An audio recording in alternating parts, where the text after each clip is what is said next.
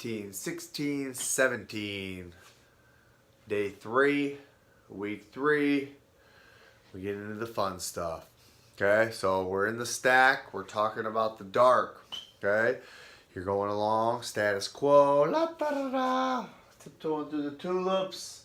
You get triggered, boom, somebody smacks you in the face. It sends you into the dark. I can't see. Boom, how do we get the lights on? All right, I like this one a lot because I see it in myself and in my wife, very much so.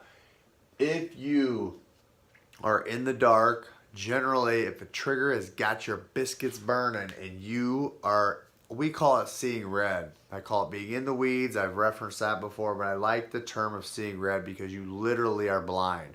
So when you say in the dark, you're implying that you can't see. I like the term seeing red because I picture that visualization, the blood pressure just rising up past your eyeballs and it's literally blinded by the blood of the rage that you feel. So how do we get to be able to see again? How do we get to be able to clearly see the situation so that we can make an educated decision and not one out of spite or anger or frustration or hurt? We have to release that rage, okay? We've got the rage. We've got to release it. We got to take those blinders off so we can look at it neutral with just the facts instead of with our tilted agenda because we're so damn pissed. Okay? So the tool Release the Rage is just a series of 5 questions and we're going to walk through these, and the beauty of this is you're getting out your rage not on the person who triggered you. Okay, so this is a document. This can be, I'll email it to you. This will be something that you write out. You can do it. Oftentimes I do this in the car.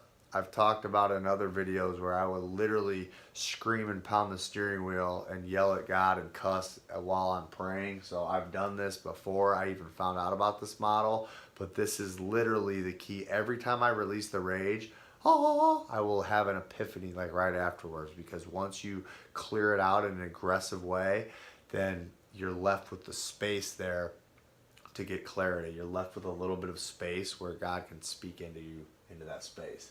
So number 1, what or who has triggered you and why? Oftentimes it's a person, sometimes it's a situation, but generally for me, somebody does something that pisses me off. So you're going to start by listing who it was and what the hell they did and why it pissed you off. And then number 2, what would you scream at them? So now you're imagining yourself in the argument and you don't have to hold back. This is a complete release of the rage. The things that you would never say to their face, you could say, bitch, I will punch you in the motherfucking face. Are you fucking crazy talking to me like that? Who the fuck do you think you are? And I'm trying to not cuss, but when it comes to release the rage, I will let the F-bombs fly because this is not anything that you're holding back. So I cuss at God, I cuss at my wife, I cuss at my dang kids. You cannot hold back on this part. This is the part where you're letting the dark, and it's okay to release it. Okay? If you could force the individual to do, think, or feel something, what would it be? So question 3, we've released the rage. We've said our piece, okay? We've told them why they're an a-hole. We've told them why whatever we felt on our chest needed to. Now, this is the part where we could actually say what we want them to do, right? We know we can't control another person. It's just not possible. So we have the opportunity here to figure out what exactly we would want them to do that's going to make us happy, okay? So maybe we just want them to look at it from our perspective, want them to think about it our way, we want them to feel our pain, or maybe we actually want them to do something, and part of the reason we're triggered is because they won't do it and we can't make them do it, okay?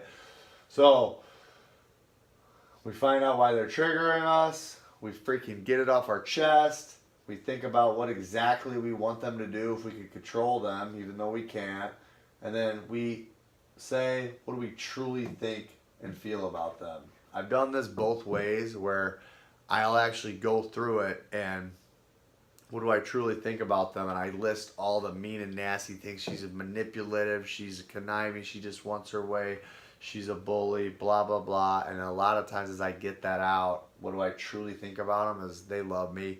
They're doing the best they can. And it really actually starts to already reverse just because I've already released that rage at the beginning.